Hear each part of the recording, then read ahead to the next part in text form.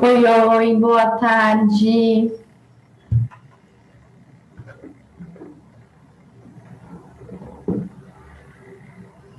Como é que vocês estão?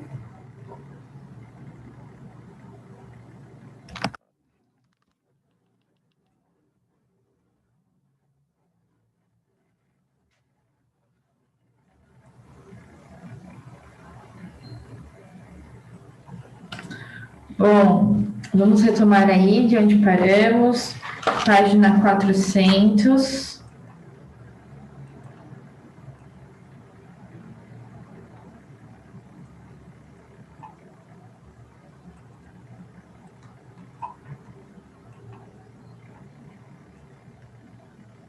Vai, tenta abrir.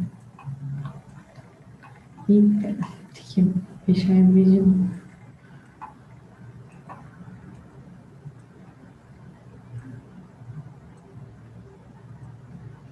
Yasmin, Maria Júlia, tudo bem?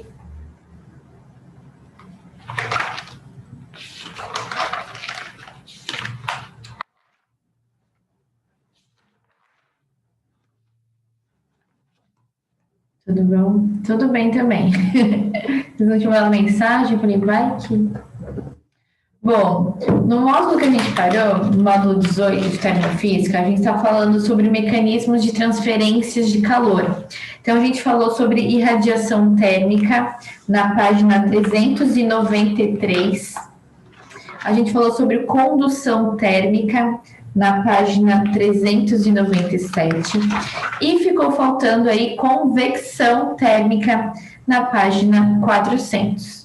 Então, esse último mecanismo aí de transferência de calor, tá? Antes de começar a falar sobre convecção, tem aí um comunicado, uma historinha aí contando de que o inglês Robert Hooke, ele fez ali um método para visualizar o fluxo de ar quente, porque é algo que a gente não consegue visualizar, né? A gente sente o ar quente, a gente sente o ar frio, mas a gente não visualiza as partículas assim do ar ali. Então ele fez um método, tá? Para tentar visualizar esse fluxo de ar quente, e aí o físico alemão August Toepler aperfeiçoou essa técnica. Então, é como se fosse uma fotografia que a gente consegue visualizar. Então, olha só, aqui tem um exemplo, uma fotografia que a gente consegue visualizar. Bom, essa fotografia acima evidencia experimentalmente que um fluido quente tende a subir, né? Conforme vocês viram aqui, o fluxo quente tende a subir. E aí, para a gente conseguir entender isso com mais clareza, tem uma imagenzinha aí embaixo, que é essa aqui, que está sendo representada da seguinte maneira: cada bolinha aqui é uma moléculazinha, então as vermelhas são aquelas que estão com uma agitação maior, né? Então, na parte que tem a temperatura maior, mais energia térmica, e as azulzinhas são aquelas que estão menos agitadas, quando tem uma temperatura menor. Para a gente conseguir entender o que acontece. Basicamente, acontece a seguinte situação.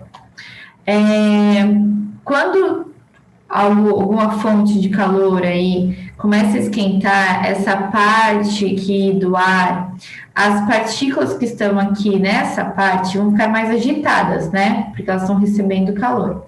E aí, conforme elas vão ficando mais agitadas, elas vão se espaçar mais, né? Porque elas estão se movimentando. Por elas se espaçarem mais, esse fluxozinho aqui, essa partezinha do ar, ela vai ter uma densidade menor, né? Porque se a gente for colocar ali o volume vai aumentar, então a densidade vai diminuir, tá? Então, olha só, o volume ocupado pela massa de ar aumenta e a densidade do ar diminui.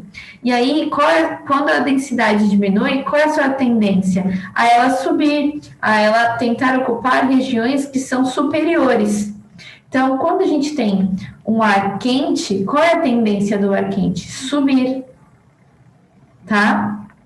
Porque a sua densidade diminui, já que seu volume aumentou. E é o contrário contrário para quando a gente tem uma massa de ar que está fria.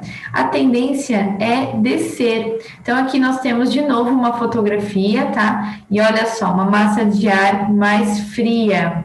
Ela está descendo. Ele também é chamado de quê? Convecção térmica. Então, essa questão aí do ar quente, o caminho ser tentar atingir a parte superior e do ar frio tentar atingir a parte inferior, né? Ar quente subir, ar gelado descer, essa é a convecção térmica, tá? Sua explicação é análoga àquela que utilizamos para justificar o fluxo ascendente do ar quente. Então, o ar quente sobe porque a densidade diminui e o ar frio desce porque a sua densidade aumenta. As partículas vão se mexer cada vez menos ali, volume vai diminuir, densidade vai aumentar, mais pesado, desce, tá? Então, essa aqui é a convecção térmica. Belezinha? Deu para entender? Qualquer coisa vocês vão mandando mensagem. Sempre fiquem à vontade.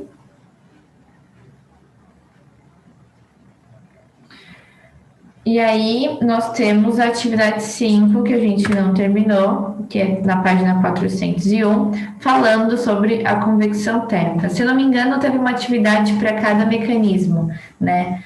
Uma para irradiação, uma para condução e essa para convecção.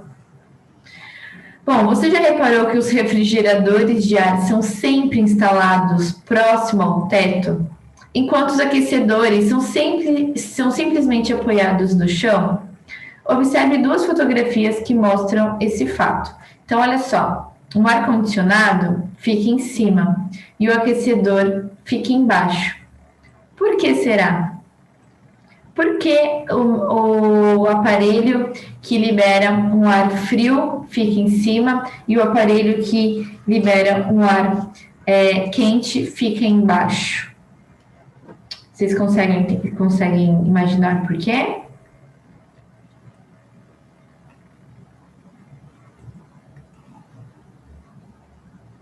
Por causa do que a gente acabou de falar da convecção. O ar quente não tende a subir.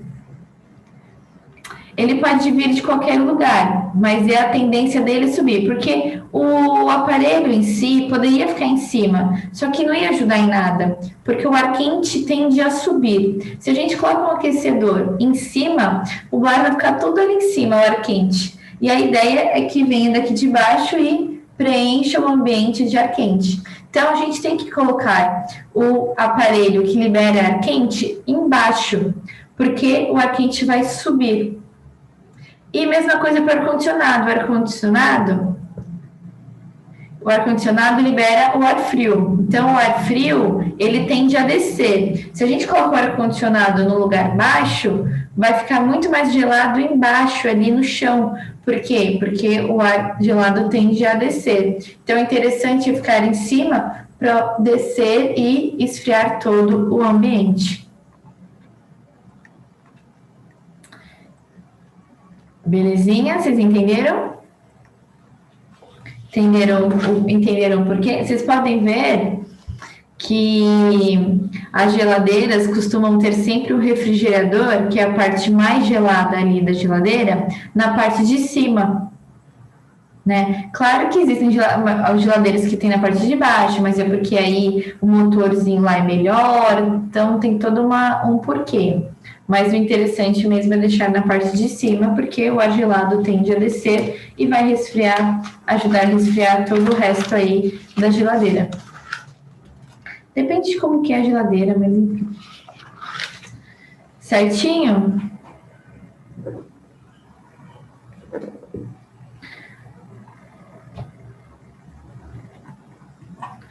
Bom, tem o teste, mas vou deixar para vocês fazerem. Caso dê tempo, a gente volta. Quem sabe na semana que vem, se a gente terminar a apostila hoje, a gente pode ir fazendo os testes, tudo mais, tirando as dúvidas. Bom, no módulo 19, que é o último módulo, é sobre calorimetria. Então, basicamente, é o seguinte.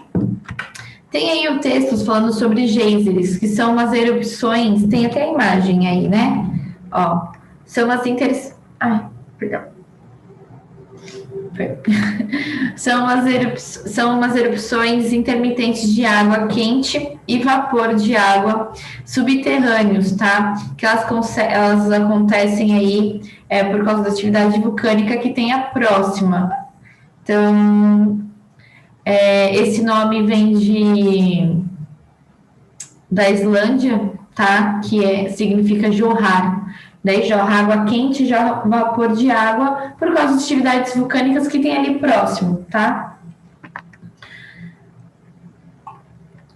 E aí o que acontece? Por jorrar água quente, jorrar vapor de água, acaba esquentando ali o que está em volta, né? Então começa a ter águazinha em volta e começa a esquentar aquela águazinha que tem lá.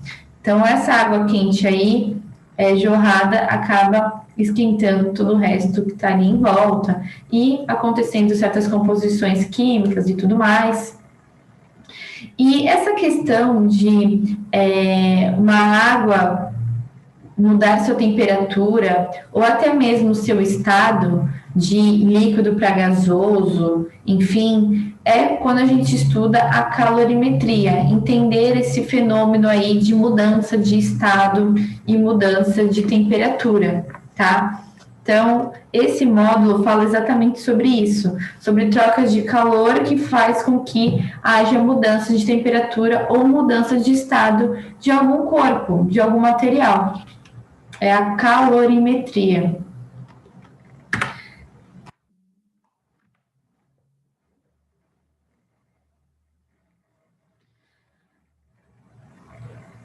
Bom, aqui a gente tem a imagem de praia aí de Ipanema e vamos começar a falar sobre trocando calor e variando a temperatura.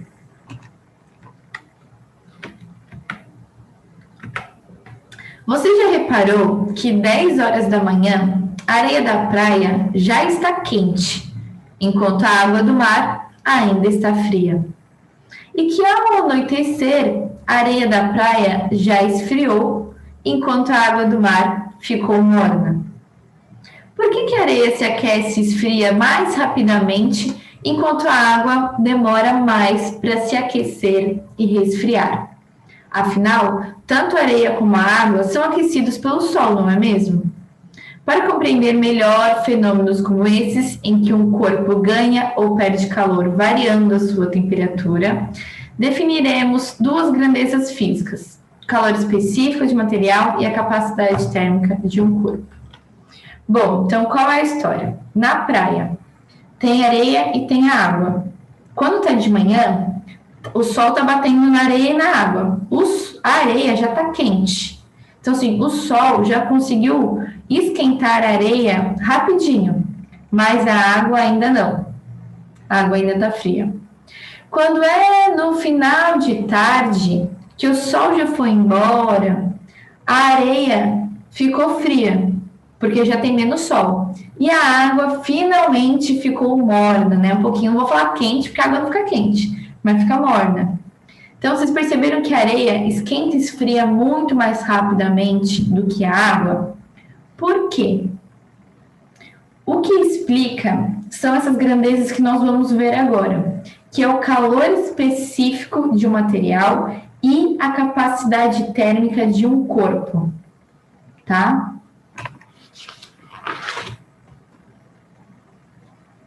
Meninas, tudo certo? Qualquer coisa vocês vão falando aí, hein?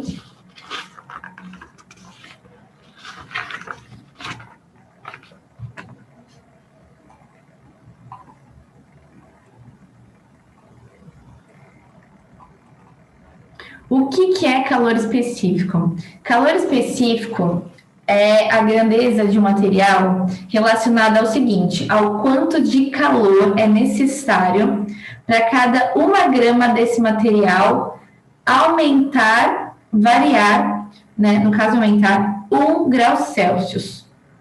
Então, o calor específico é a grandeza que está dizendo quanto de calor esse material precisa para que 1 grama desse material varie 1 grau Celsius. Tudo bem? Qual é a unidade de medida dessa grandeza? Caloria por grama por grau Celsius. Essa é a unidade de medida dessa grandeza, calor específico. Não está no sistema internacional, porque a gente não trabalha com grama e nem grau Celsius aí no sistema internacional. De cara a gente já sabe disso, essas informações a gente já tem, mas é uma grandeza muito utilizada, tá? Esse calor específico é relacionado ao material e não ao corpo feito de vários materiais diferentes. Por exemplo, a madeira, o ferro, ele precisa receber tantas calorias de calor para conseguir fazer a mudança de 1 grau Celsius a cada 1 grama desse material, tá? É para um material. Então, é o calor específico de um material, tá? Aqui a gente tem uma tabela dizendo aí quais são os calores específicos de certos materiais. Então, água, madeira de pinheiro, ó, tá vendo que a água tem o maior. E assim, quanto maior o calor específico, mais vai precisar tirar ou colocar calor para ter essa variação. Então, se o calor específico, quanto maior o calor específico do material, mais calor vai ter que ser colocado para esse material conseguir aumentar sua temperatura. Ou mais calor vai ter que ser retirado para esse material descer a sua temperatura, tá? Então, quanto maior o calor específico, mais difícil esquentar ou esfriar esse material. Então, nesses exemplos, ó, a água tem o maior calor em referência a esses, ó, madeira de pinheiro, álcool, glicerina, gelo, borracha, terra, madeira, óleos, carvão. Tá vendo que o calor específico muda. E olha só, água e gelo, por mais que sejam o mesmo material, estão em estados diferentes, tá? Então, tem essa questão também. Muda em relação ao estado.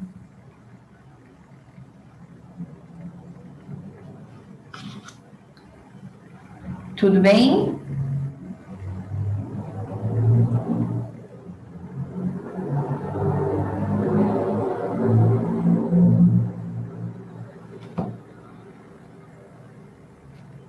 Meninas, tudo bem? Estão entendendo?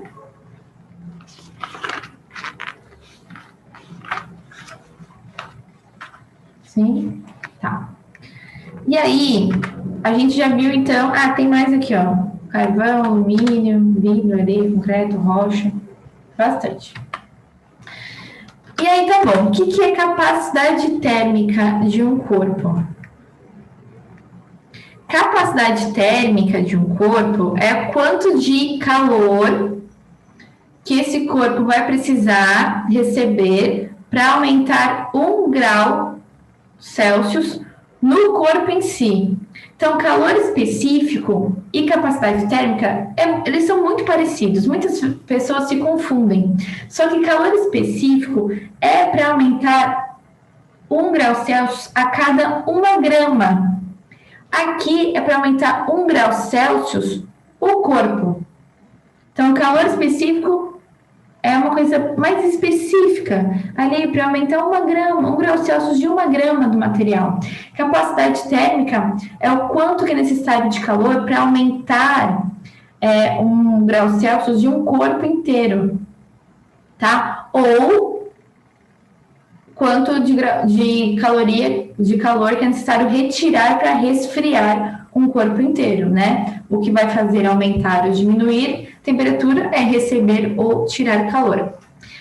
Portanto, quanto maior for a capacidade térmica de um corpo, mais difícil será aquecê-lo ou resfriá-lo. É a mesma ideia do calor específico. Quanto maior o calor específico, mais difícil. Quanto maior a capacidade térmica, mais difícil também. Tá? E aí, como que a gente encontra a formulazinha da capacidade térmica?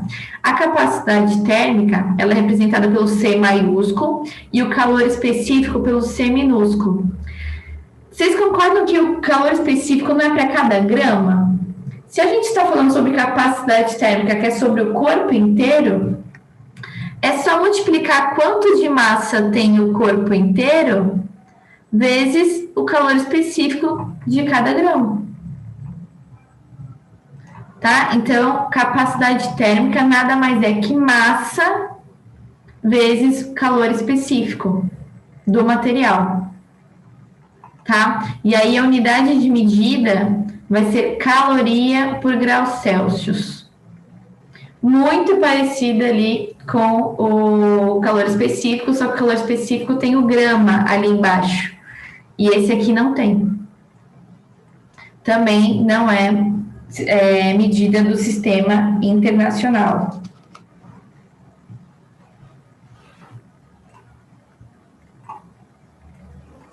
Muito bem. E aí, o que acontece? Quando a gente recebe calor no corpo, tem variação de temperatura. E tem uma formulazinha que relaciona quanto de calor que a pessoa recebeu ou perdeu, a pessoa não, o corpo, recebeu ou perdeu, né? Com a massa desse corpo, com o calor específico desse corpo e com a variação da temperatura que houve, se aumentou ou se diminuiu. É essa formulazinha aqui, ó. A quantidade de calor necessária igual massa vezes calor específico vezes a variação da temperatura que ocorreu, tá? Como nós aprendemos que capacidade térmica é a mesma coisa que massa vezes calor específico, então a gente pode reescrever essa fórmula dessa maneira aqui, ó, substituindo a massa vezes calor específico por capacidade térmica, né? A gente viu que é a mesma coisa. Certinho? Então, é uma formulazinha que vai associar aí o quanto de calor é necessário para um corpo variar a sua temperatura, considerando a massa desse corpo e considerando o calor específico do material que esse corpo é feito. Certo? A gente tem uma atividade aqui, na página 412, que a gente já vai utilizar aí essas formulazinhas. Olha só. Digamos que você queira aquecer a água em uma panela para fazer certa quantidade de macarrão instantâneo. De acordo com as instruções do pacote, serão necessários 1,2 litros de água. Você utilizará água da torneira, cuja temperatura é 20 graus Celsius. Qual será a quantidade de calor necessária para levar a água dessa panela à fervura? Vocês sabem que a água começa a ferver quando chega a 100 graus Celsius, não é isso? Então, a pergunta é, quanto de calor esse 1,2 litros de água vai precisar para conseguir fazer essa variação de 20 a 100? É essa a pergunta. Então, qual é a formulazinha que a gente viu que relaciona a quantidade de calor com a massa do material, vezes o calor específico, vezes a variação de temperatura? É essa formulazinha aqui, que a gente viu na página anterior, na página 411. Então, muito bem. Mas é o seguinte, vamos usar sempre em gramas e tudo mais, por quê? Porque o calor específico que a gente usa não tem gramas na unidade, então a massa tem que estar em gramas, tá? Assim como no calor específico não tem graus Celsius na unidade de medida, então a variação de temperatura também tem que estar em graus Celsius, tá? A gente sempre tem que deixar um padrãozinho das unidades de medida. Então, esse 1,2 litros de água é a mesma coisa que 1.200 gramas, tá? O calor específico da água vale 1. A gente viu na tabela da página 410, ó. O valor específico da água vale 1. Certo? E a variação de temperatura, bom, tudo que é variação é o final menos inicial. Eu coloquei aqui final menos inicial, mas a gente poderia ter colocado de forma direta, né? De 20 graus para 100, quanto que vai variar? 80. né? De 20 para 100 vai variar 80. Mas também pode colocar final menos inicial, 100 menos 20. 80. E aí a gente faz essa multiplicação. Quanto que é 1.200 vezes 1 vezes 80? 96 mil calorias.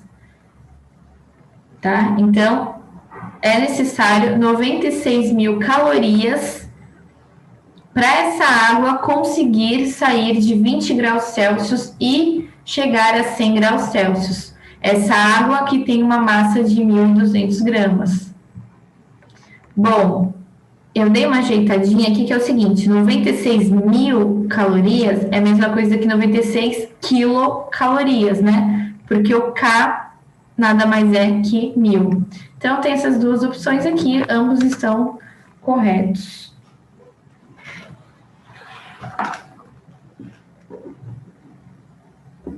Entendido até aí?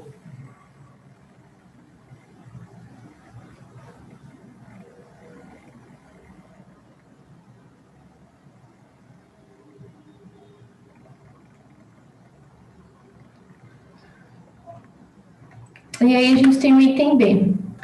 A boca do fogão, onde está a panela, fornece, ao queimar o gás, uma quantidade de calor de 400 calorias a cada segundo. Sabe-se que 50% dessa energia é perdida ao meio ambiente. Quantos minutos são necessários para o aquecimento da água da panela? Gente, a gente acabou de descobrir que ele precisa de 96 mil calorias para começar a ferver. A fonte de calor ali, que é a boca do fogão, está fornecendo 400 calorias por segundo. Só que, na hora que ela fornece, uma parte dessa energia vai para o ambiente. E aqui está dizendo que só 50% desses 400 vai realmente ali para a panela. Então, o que é 50% de 400?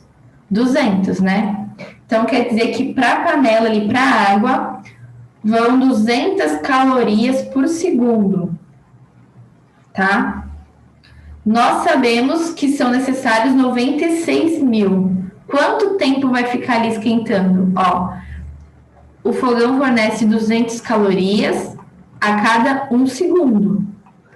Para chegar no 96 mil calorias, quantos segundos vão ser necessários?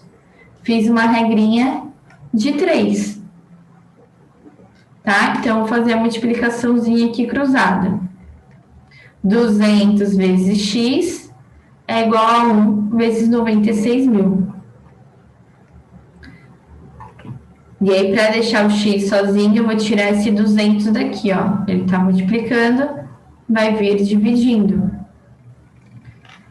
96 mil dividido por 200, 480 segundos. Tá? Então, precisa de 480 segundos para conseguir aquecer a água. Se vocês quiserem passar isso para minuto, só dividir por 60, tá? Dá 8 minutos. A gente sabe que 1 minuto tem 60 segundos, então 480 segundos tem 8 minutos. Certinho?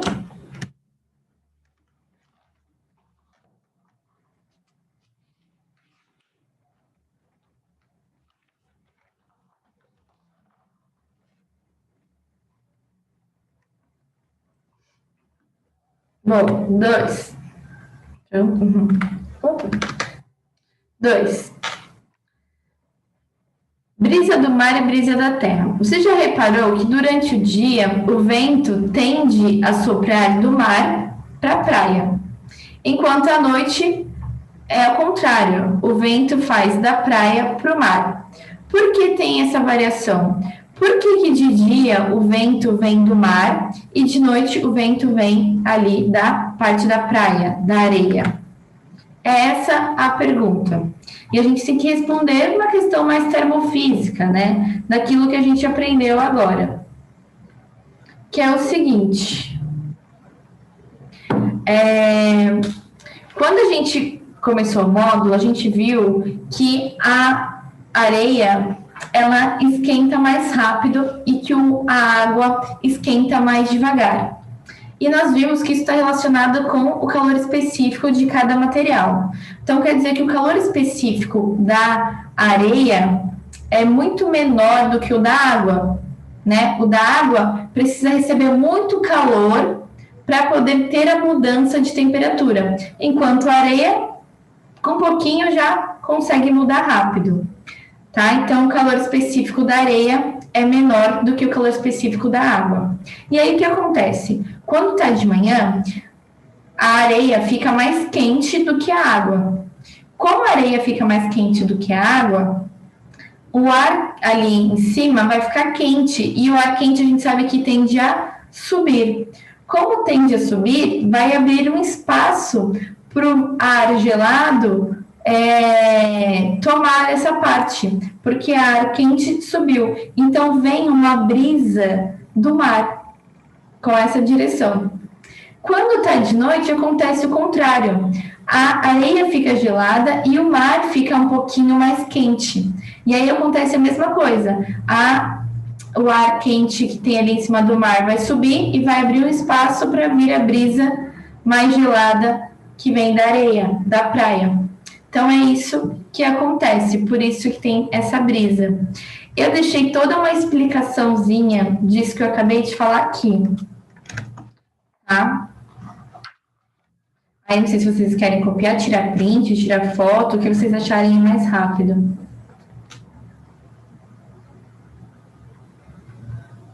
Certinho.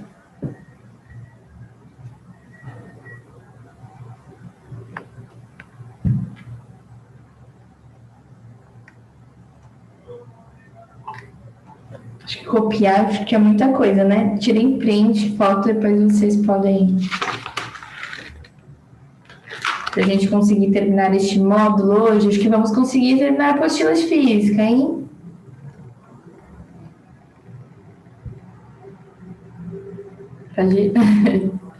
Bom, e aí vem uma história nova, que é o calor latente. O que é esse calor latente? Vocês repararam que, por exemplo, a gente esquenta uma água. A água, conforme vai recebendo calor, a temperatura vai aumentando. Quando chega a 100 graus Celsius, a temperatura para de aumentar. Mas ela continua recebendo calor. Por que a temperatura para de aumentar? Porque ela muda de estado. Quando chega nesse ponto, ela muda de líquido para gasoso.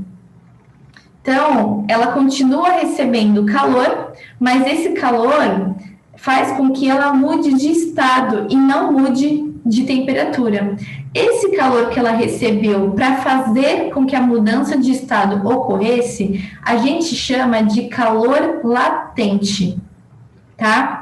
Calor latente é o valor necessário que um corpo deve receber para que haja a mudança de estado físico a cada 1 grama de material. Então, calor específico é a quantidade de calor necessária para que haja a mudança de temperatura, 1 grau Celsius a cada 1 grama de material. Calor latente é o calor necessário para que haja a mudança de estado do material a cada 1 grama desse material. Entenderam a diferença de calor específico e latente? Específico, muda a temperatura. Calor necessário para mudar a temperatura. Latente, calor necessário para mudar o estado de líquido para gasoso ou de sólido para líquido. Depende aí da historinha que for contada. E aí a gente tem uma tabela de alguns materiais, ó, dizendo qual é o ponto de fusão, que é o que vai de sólido para líquido, e qual é o ponto de vaporização, que é o de líquido para vapor, né? Então, a água a gente já sabe que 100 graus Celsius é quando vaporiza. E o calor latente necessário para que haja essa mudança é de 540 calorias por grama. Ó, a unidade de medida de calor latente é caloria por grama. Por exemplo, o chumbo, para ele sair do sólido para o líquido, para ele derreter, o ponto de fusão dele é 327 graus Celsius. E o calor latente, para que haja essa mudança, é de 6 calorias a cada 1 grama de chumbo. Tá? Então, tem aqui alguns exemplos aí de materiais. E lembrando, a gente não conseguiu calcular a quantidade de calor necessária para que houvesse mudança de temperatura? A gente também tem uma fórmula para calcular a quantidade de calor necessária para que haja a mudança de estado. Essa formulazinha aqui, ó, Q igual a M vezes L. É a quantidade de calor, massa do corpo, vezes o L. O L é o calor latente, o calor necessário para que haja a mudança de estado. Então, é bem parecido com a formulazinha que a gente viu anteriormente. Certo? Vamos fazer o último exercício que vai utilizar essa fórmula e acho que vai ficar mais fácil. Vamos retomar os dados do item 1 da atividade anterior. Suponha que o telefone toque exatamente no instante em que 1,2 litros de água da panela começou a ferver. Você atende, é um amigo seu que mora em outra cidade e que você não vê há tempos. Depois de vários minutos ao telefone, você se dá conta que se esqueceu da água fervendo na panela. Ao chegar na cozinha, uma surpresa. Só sobrou metade da água na panela. Quanto tempo vocês ficaram no telefone? Então, ó, metade da água não tinha 1.200 gramas? Metade, eu coloquei no volume, né? Mas metade da massa. Metade da massa é 600 gramas. Então, só 600 gramas que mudou de estado, vaporizou. Né? Porque se só tinha metade, é porque a outra metade vaporizou. E aí, quanto tempo? Bom, vamos pensar o seguinte. Vamos descobrir primeiro a quantidade de calor que foi necessária. Quantidade de calor necessária para que houvesse essa mudança de estado é a massa, 600 gramas, vezes o calor latente da água referente à vaporização, que é 540. Nessa multiplicação, a gente viu que foi necessário 324 mil calorias para que houvesse essa mudança de estado. E a gente viu no exercício anterior que a chama dava 200 calorias a cada 1 segundo. Então, 200 calorias a cada 1 segundo. Se foi dado 324 mil calorias, quantos segundos se passaram? A gente faz uma regrinha de 3. 200 vezes x, 200x. 1 vezes 324 mil. 324 mil. Esse 200 vem dividindo, que ele está multiplicando, né? Ele vai vir dividindo. E fazendo essa divisão, a gente tem 1.620 segundos. Foi necessário 1.620 segundos para a chama fornecer 324 mil calorias para fazer com que 600 gramas da água vaporizasse. Certo? E aqui também vocês podem deixar em minutos, tá? Dá 27 minutos. Belezinha?